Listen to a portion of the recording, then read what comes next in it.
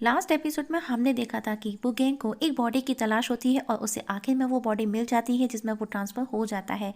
और तभी एक लड़की आकर के उसे बचा करके ले जाती है। तो दोस्तों देखते हैं हम आज की एक्सप्लेनेशन में क्या होगा उन दोनों के साथ में, क्या वो जो के आतंक से बच पाएंगे।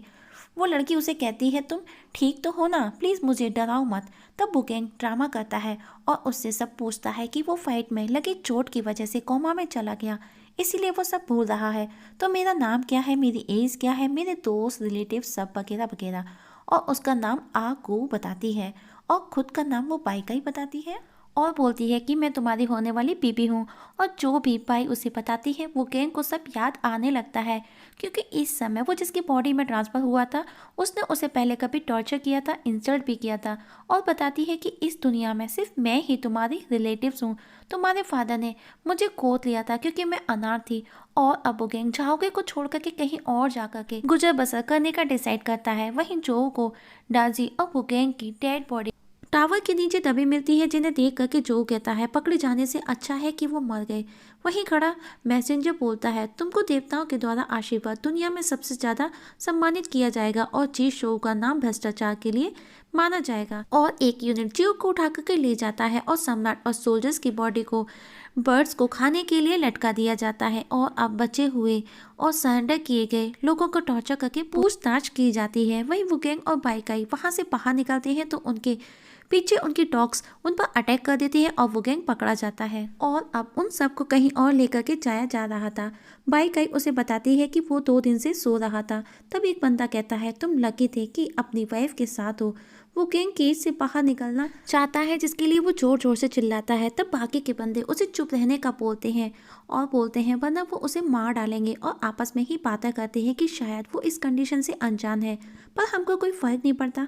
पहले हम शांग के स्लेव थे और अब जो के। और वो उन्हें नॉर्दर्न माइन की तरफ लेकर के जा रहे थे। तब एक बंदा कहता है मेरी माँ ने बताया था वो माइन किसी नर्क से कम नहीं है।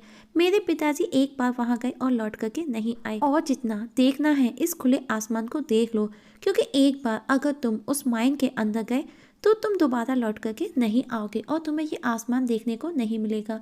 और अब सब माइन पहुंच चुके हैं और सबको माइन के अंदर उसके मास्टर लॉर्ड ली लॉन्ग से मिलवाने के लिए लेकर के जाया जाता है। लॉर्ड ली लिंग कहता है कि मुझे पता है मेरे बारे में अफवाह फैली हुई है, पर मैं ऐसा बिल्कुल भी नहीं हूँ। यहाँ पर सब साथ में काम करते हैं और लाइफ को इंजॉय करते हैं। सब मुझे फादर मानते हैं और फादर की तरह से प्यार करते हैं। और अगर तुम भी मुझे अपने फादर की तरह देखते हो, मुझे प्यार देते हो, तो मैं भी तुम्हारे साथ मैं अच्छे से व्यवहार करूँगा, तुम्हारी केयर करूँगा एज अ फादर। तुम सब मेरे बच्चे हो और ये माइन तुम्हारा घर है। और अब वो सबको काम पर लग जाने का बोल देता है। उसकी गोद में उसका बेटा जो कि बोर हो रहा था और वो शिकार करना चाहता है।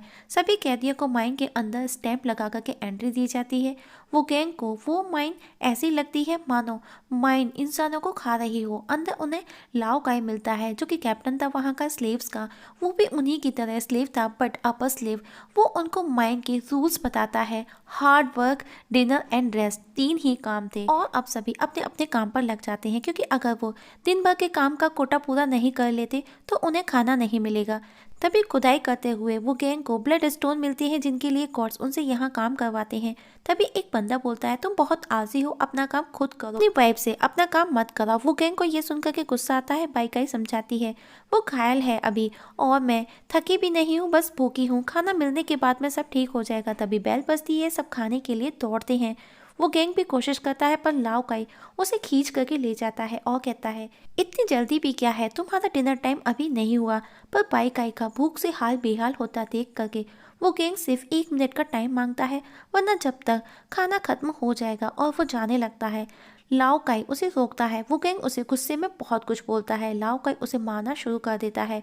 वो गैंग को पिटता देख करके बाई को रहा नहीं जाता और बाई काई उसे बचाने बीच में आ जाती है, पर लाओ काई नहीं रुकता। अभी एक बंदा वहां आता है जिसका नाम फेंग होता है। वो उसे रोकता है और कहता है गुलाम की जिंदगी और मौत का फैसला सिर्फ लॉर्ड ली लिंग ही करेगा, जाओ। लेकिन लाओ उसे सॉरी बोल करके बच जाता है। बाई बुरी तरह से घायल हो चुकी थी। वो गैंग उसी स्लेव के आगे बाई के लिए डॉक्टर का बोलता है, पर वो उसकी नहीं सुनता और उसे वापस काम करने का बोल देता है। और अब वो गैंग बाई को मरता देख उसे उठा करके भाग करके हर एक के पास मदद मांगने जाता है, पर हर कोई मना कर देता है। वो हर किसी के आगे उसकी ज़िंदगी के लिए मदद की भीख मांगता है, पर उसकी कोई नहीं सुनता और खुद को मजबूर, असहाय महसूस करता है। तभी वहाँ पर एक ओल्ड मैन आता है और वो कहता है कि वो उसकी हेल्प कर सकता है, पर उसे भी अपना कहा पूरा करना होगा। वो गैंग बोलता है, हाँ तुम जो कहोगे मैं वो करूँगा, बस इसे बचा लो। और ओल्ड मैन उसे कुछ पिल्स दे करके हर रोज एक पिल खिलाने का बोलता है, जो कि बोलता है 1 महीने के अंदर वो रिकवर हो जाएगी। और वो पिल्स कुछ किशमिश जैसी थी, पर उनकी स्मेल स्पाइसी थी। वो गैंग के पास कोई और ऑप्शन भी नहीं था, इसीलिए वो एक पिल उसे खिला देता है। एक पिल के खाते ही वो रिएक्ट करने लगती है। वो गैंग पलट करके देखता है तो ओल्ड मैन जा चुका था, और आज वो गैंग को एहसास होता है एक गुलामी की जिंदगी जीने का, और उसे अपने पेरेंट्स याद आते हैं और अब वापस काम करने लग जाता है। और रात को जब सब सो जाते हैं, वो गैंग अकेला अपने और भाई के हिस्से के काम का कोटा पूरा करने में लगा था। तब 2 बंदे आकर के उसकी हेल्प करते हैं और काम करते हुए आपस में अपनी अपनी पर्सनल बातें शेयर करते हैं। वो दोनों बंदे अपने नाम जियांग शांग और आशी बताते हैं। इस तरह माइंड में 10 दिन बीत चुके थे और 10वें दिन भाई को होश आता है। वो गैंग हर दिन दिन गिन गिन करके काट रहा था, और वही ओल्ड मैन उन दोनों पर नजर बनाए हुए था। और अब भाई काम करने का बोलती है, पर वो गैंग अभी उसे अच्छे से रिकवर होने का बोलता है। तभी वो ओल्ड मैन उसे इशारे से बुलाता है। वो गैंग उसे पूछता है कि वो यहाँ इतना आज़ाद कैसे, और तुम यहाँ के लगते भी नहीं हो। ओल्ड मैन बताता है, हाँ तुमने ठीक पहचाना, और मेरे यहाँ होने की वजह भी सिर्फ तुम ही हो वो गैंग। मैं यहाँ तुमको ऑब्जर्व कर रहा हूँ। ये सुनकर के वो गैंग चौंक जाता है कि उसने उसका नाम कैसे लिया, और अनजान बनने का ड्रामा करता है। तब ओल्ड मैन उसे पूछता है कि वो यहाँ इस माइंड में गुलामी की जिंदगी जीते हुए मरना चाहता है या यहाँ से बाहर जाना है, और अपने फादर सम्राट के जैसे फाइट करने का बोलता है। वो गैंग बोलता है, तुम कैसे जानते हो? ओल्ड मैन बताता है, मैं तुम्हारे बारे में हर चीज जानता हूँ। तुम्हारे फादर चांग के सम्राट थे, और तुम्हारी माँ डाजी जो कि गॉड्स थी, जिसने तुम्हारी जिंदगी के लिए खुद का सेक्रीफाइस कर दिया, और अभी भी तुम्हारी बॉडी में वो डिवाइन स्मेल बाकी है। डाजी मेरी सबसे प्यारी बेटी थी। ये सुन वुगेंग चौंक जाता है। ओल्ड मैन बोलता है, हाँ वो मेरी जान थी, सबसे ज्यादा प्यारी, सबसे ज्यादा कीमती। वुगेंग बोलता है, तो आप मेरे ग्रैंडफादर, क्या आप भी गॉड हैं? गॉड सुनकर के वो बहुत हंसता है और कहता है, ये बोल करके कभी मुझे बुलाया जाता था, पर तुम मुझे सिर्फ मेरे सवालों के जवाब दो। क्या तुम भी उन अभिमानी अहंकारी गॉड से नफरत करते हो? क्या तुम भी बदला लेना चाहते हो? क्या तुम यहाँ से भागना चाहते हो या गुलामी करके मरना चाहते हो?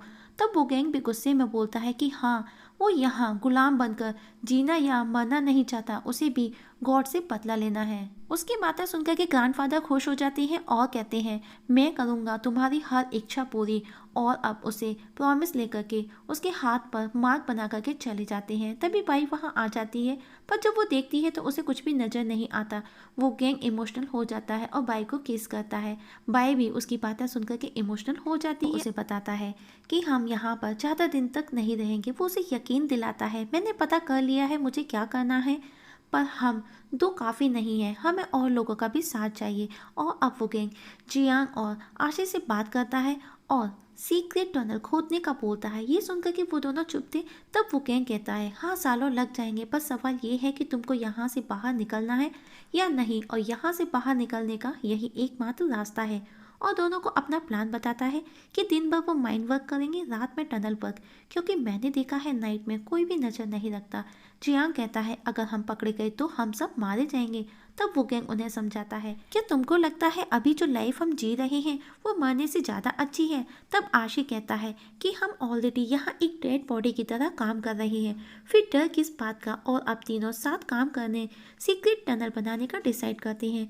और रात को जब सब सो जाते हैं तो वो उस टनल को अपना टारगेट बनाते हैं, जो कि सबसे ऊपर है, जहाँ कोई भी काम नहीं करता। इवन रात को जब वो टनल खोदते हैं तो रात में उसके साथ में वो ब्लड स्टोन भी खोद लेते थे, जिससे कि किसी को उन पर कोई डाउट भी ना हो, और इस वजह से लाओ भी हमारे काम से खुश हो जाएगा। और वो ठीक वैसा ही करते हैं। इस टनल को बनाने में लगभग 2 साल लगने वाले थे, और हमारे काम के दौरान में बाई गार्ड्स पर नजर रखती थी, और हमको अपना टारगेट 2 साल से पहले पूरा करना था।